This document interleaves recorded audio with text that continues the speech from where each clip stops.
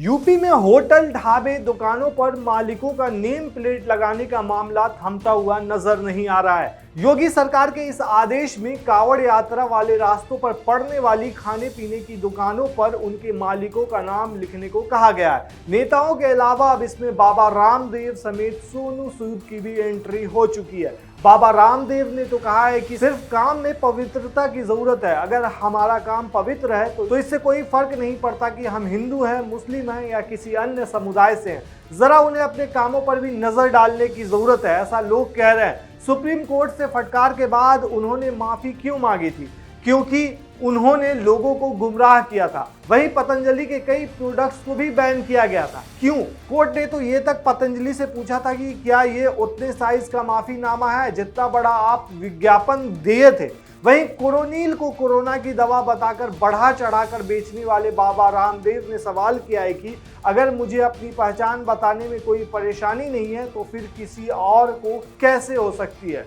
योग गुरु बाबा रामदेव का कहना है कि अगर रामदेव को अपनी पहचान बताने में कोई परेशानी नहीं है तो फिर रहमान को अपनी पहचान उजागर करने में दिक्कत क्यों होनी चाहिए। हर किसी को अपने नाम पर गर्व होना चाहिए, किसी को नाम छुपाने की जरूरत नहीं है। हालांकि खुद बाबा रामदेव कई बार कई विवादों में रह चुके हैं।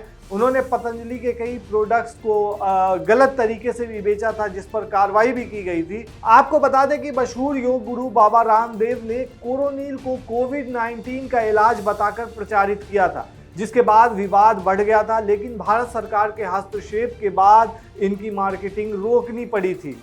सरकार ने तब कहा था कि ऐसा कोई डेटा नहीं है जो दिखाता है कि इससे इलाज हो सकता है। वहीं सबसे बड़ा बखेरा जो है वो सोनू सूद को लेकर खड़ा हो गया है। बॉलीवुड अभिनेता सोनू सूद हमेशा ही जरूरतमंदों की मदद करने को लेकर चर्चाओं में रहते हैं, लेकिन इस बार सोनू सूद विवाद में फंस गए हैं, जिसकी वजह से वो सोशल मीडिया पर ट्रोल भी हो रहे हैं।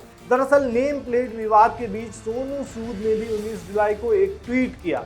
सोनू सूद ने ट्वीट में लिखा कि हर दुकान पर केवल एक नेम प्लेट होनी चाहिए, ह्यूमैनिटी यानी कि मानवता की। इसके बाद सोनू सूद को एक एक्स यूजर सुधीर मिश्रा ने टैग करके लिखा कि थूक लगी रोटी सोनू सूद को पार्सल करनी चाहिए ताकि भाईचारा बना रहे। इसका जवाब देते हुए सोनू सूद ने जो रिप्लाई किया उसको लेकर विवाद हो रहा है। उसी ट्वीट का जवाब देते हुए सोनू सूद ने लिखा कि हमारे श्री राम जी ने शबरी के झूठे बेर खाए थे तो मैं क्यों नहीं खा सकता। हिंसा को अहिंसा से पराजित किया जा सकता है मेरे भाई, बस मानवता बरकरार रहनी चाहिए। इसी ट्वीट को लेकर सोनू सूद ट्रोल हो रहे हैं। बीजेपी की सांसद कंगना रनौत ने भी कांवड़ यात्रा मार्ग पर दुकानों पर उनके मालिकों के नाम प्रदर्शित करने के उत्तर प्रदेश सरकार के निर्देश पर सोनू सूद के रुख पर सवाल उठाया है। सोनू सूद के इस पोस्ट का जवाब देते हुए कंगना रनौत ने लिखा कि अब आप जानते हैं कि सोनू जी भगवान और धर्म के बारे में अपने निजी निष्कर्षों पर आधारित रामायण का निर्देशन करेंगे। वाह क्या बात है, बॉलीवुड से एक और रामायण। बस फिर क्या था, सोनू सूद सोशल मीडिया पर ट्रेंड कर रहे हैं। लोग सोनू सूद के बयान और उसे रामायण से जोड़ने पर उनकी आलोचना कर रहे हैं। वहीं ट्रोल होने के बाद सोनू सूद ने ट्विटर पर सफाई देते हुए 20 जुलाई को लिखा कि मैंने खाने में थूकने वालों को कभी सही नहीं बताया। वो उनका चरित्र है जो कभी नहीं बदलेगा। इसके लिए उन्हें कड़ी सजा भी दें, लेकिन इंसानियत को इंसानियत ही रहने दें दोस्त। जितना समय हम एक दूसरे को समझाने में लगे हैं उतना समय जरूरतमंद लोगों पे लगा दें। वैसे आप सबके लिए बता दूं, यूपी सरकार के काम का मैं सबसे बड़ा प्रशंसक हूं।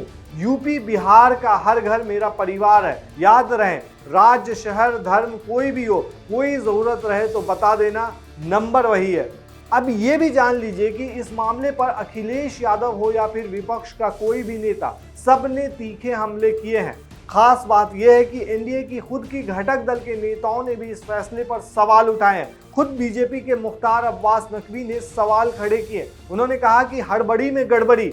उसके बाद वो खुद ट्रोल हुए और उसके बाद उन्होंने सफाई भी दी इस मामले पर। वहीं इस मामले को लेकर बीजेपी के सहयोगी ही उस पर सवाल उठाने लगे हैं।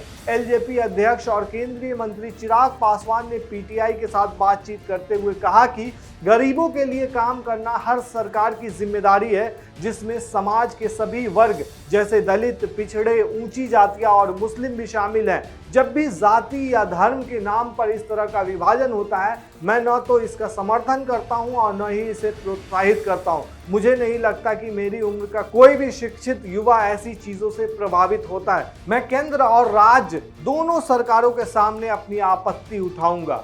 वहीं बीजेपी की एक और सहयोगी पार्टी आरएलडी ने भी योगी आदित्यनाथ के इस फैसले पर सवाल उठाया है। पार्टी के राष्ट्रीय सचिव अनुपम मिश्रा ने द इंडियन एक्सप्रेस से कहा है कि खाद्य सुरक्षा नियमों के मुताबिक हर भोजनालय को केवल अपना नाम और अपने उत्पादों की डिटेल को डिस्प्ले करना होता है। अगर नियम लागू करना है तो इसे लाल या हरे सिंबल के साथ शाकाहारी और मांसाहारी में डिवाइड किया जाना चाहिए, जैसे खाने के पैकेट पर होता है। हमारे देश में अलग अलग समुदायों के लोग हैं और सद्भाव बनाए रखा जाना चाहिए। हम इस मुद्दे को केंद्र और राज्य में उठाएंगे। वहीं उत्तर प्रदेश के प्रमुख विपक्षी दल सपा के राष्ट्रीय अध्यक्ष अखिलेश यादव ने अपने एक पोस्ट में लिखा कि ऐसे आदेश पूरी तरह से खारिज होने चाहिए।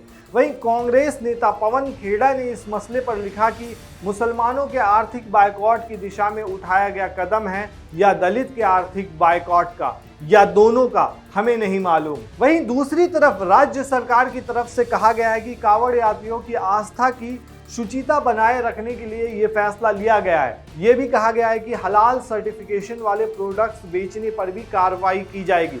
तो दोस्तों, इस मामले पर एक तरह से देखा जाए तो एनडीए में भी दो फाड़ हुआ है और वहीं बॉलीवुड की कुछ हस्तियां भी इस पर आपत्ति उठाई और उसके बाद जो ये मामला है दोस्तों काफ़ी ज़्यादा गंभीर होता जा रहा है और इस पर सियासत काफ़ी ज़्यादा तेज़ होती जा रही है। इस पूरे मामले पर आप क्या कहेंगे दोस्तों? क्या ये फैसला सही है या फिर गलत? आप हमें कमेंट में ज़रूर बताएं। शुक्रिया।